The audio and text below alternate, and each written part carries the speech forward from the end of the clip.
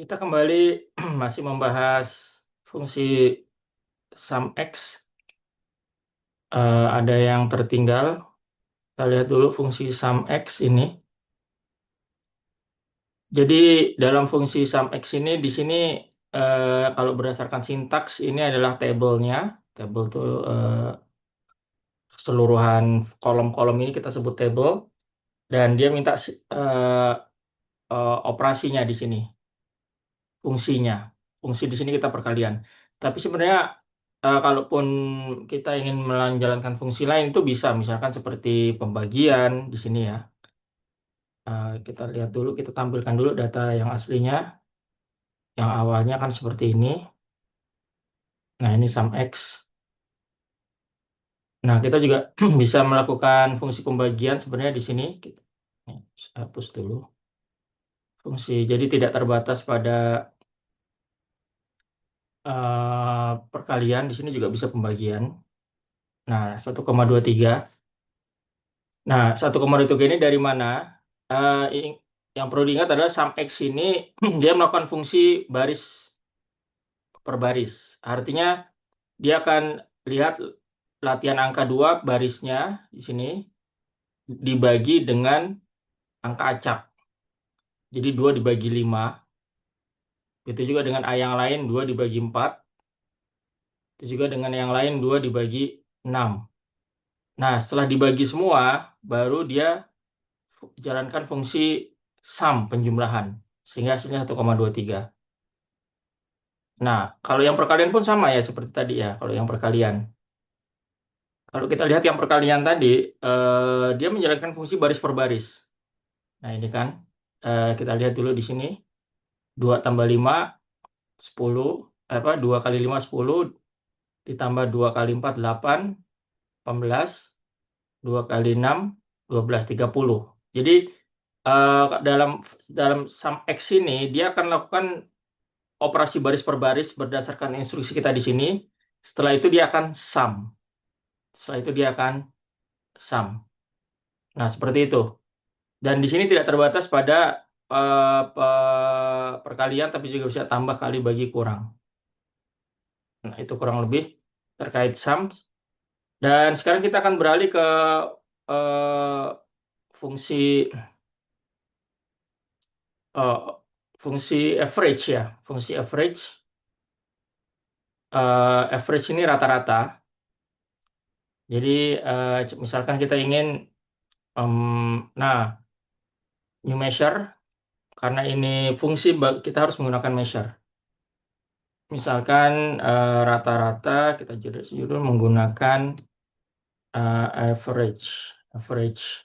Nah, kalau kita lihat sintaksnya average ini, dia meminta column name dan dia tidak ada operasinya, tidak ada fungsinya.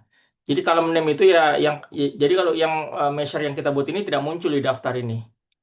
Karena dia memintanya column. Jadi harus dalam bentuk column. Column itu yang bentuk yang ini. Angka 1, angka 2, semua kolom-kolom yang kita buat tadi muncul di sini. Perkalian menggunakan ini nih kolom. Nah, contohnya adalah angka acak.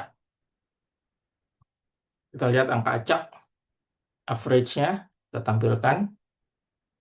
Nah, di sini angka acak ini kan kalau yang A itu totalnya sumnya 15 dan angka A, huruf abjad A itu ada 3, 15 dibagi 3. 15 dibagi 3. Jadi dia di sini di total dulu. Di sini yang A angka acaknya 5 ditambah 4 ditambah 6, 15, setelah ditotal baru dibagi. Nah, ada alternatif lain yaitu average X.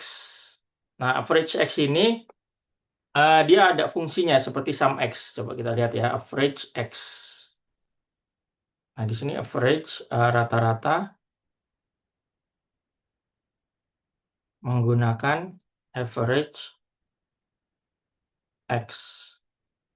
Sama dengan average. Nah, di sini average X. Nah, kalau kita lihat sintaknya seperti ini, table dan expression. Tabelnya ya pasti latihan karena cuma satu, latihan. Dan expressionnya. Kalau misalkan kita tidak membuat operasi matematika, expressionnya hanya kita misalkan, nah di sini angka acak. Di sini ya kita misalkan angka acak. Seperti ini saja. Kita lihat hasilnya.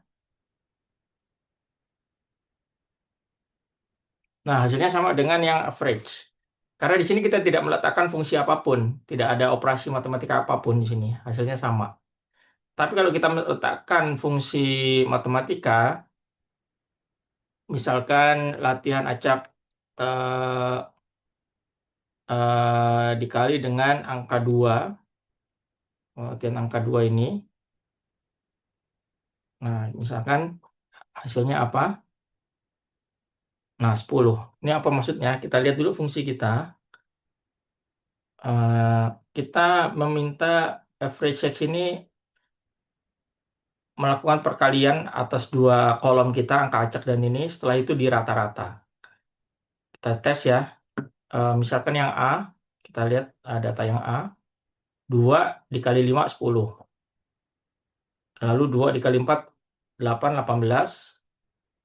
2 dikali 6, 12. 30. Lalu dibagi 3. Nah, itu maksudnya ini. Jadi yang belakangnya X itu, entah itu sum X, entah itu average, itu dia operasi baris per baris, tergantung operasinya apa di sini, bisa perkalian, bisa perjumlahan. Setelah itu kalau misalkan average dia akan bagi. Tapi kalau sum dia akan total. Nah, di sini adalah fungsi yang akan dijalankan oleh Power BI average itu rata-rata. Tapi yang ini kita yang tentukan. Kita ini bisa saja perkalian, pembagian, penambahan, pengurangan.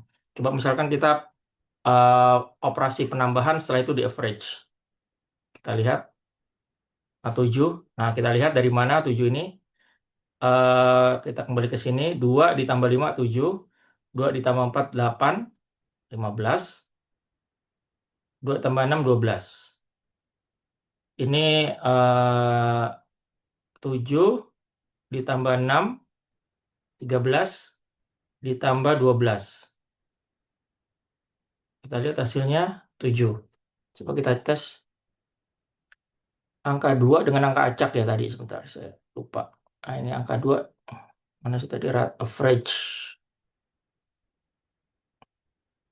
Rata-rata menggunakan average X. Latihan angka acak ini 5 ditambah 2, 7. 4 ditambah 2, 6. 7 tambah 6, 13. 6 ditambah 2, 8. Nah, langsung nanti dibagi 3. 21 dibagi 3, 7. Nah, itu average X. Itu sekilas perkenalan mengenai dua fungsi dalam Power BI, average X dan sum X. Jadi ini hanya pengantar. Agar kita tahu apa yang akan kita gunakan, baiknya kita memang latihan menggunakan data sederhana ini, kita lihat operasinya seperti apa, hasilnya kalau kita jalankan seperti ini seperti apa. Itu adalah cara terbaik waktu kita mengenal bagaimana suatu fungsi ini beroperasi, berjalan.